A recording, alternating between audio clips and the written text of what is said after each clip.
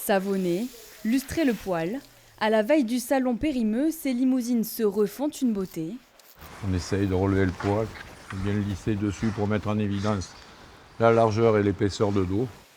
Parmi les 90 vaches que compte l'exploitation, 11 ont été sélectionnées pour l'occasion. L'enjeu, les montrer sous leur meilleur jour pour remporter le concours. Et chaque détail compte. On cherche par rapport dans les salons à avoir des bassins assez ouverts. Parce qu'avec un bassin ouvert derrière, on a les vaches qui peuvent mieux véler, mieux mettre bas. Et après avoir de l'épaisseur dessus, parce que c'est sur l'épaisseur de dessus qu'il y a tous les meilleurs morceaux. Dernier préparatif avant de rencontrer les consommateurs. 3 jours pour faire la fête, mais aussi discuter des réalités du métier. Ça a été initié pour ça et c'est pour ça qu'on l'a fait en ville.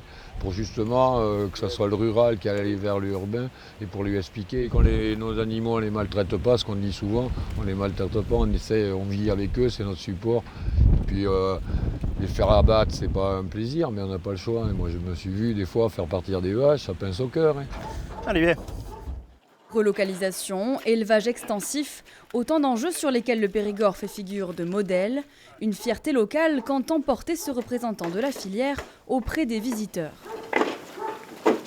C'est le moment ou jamais de communiquer sur notre métier et d'expliquer notre façon de faire.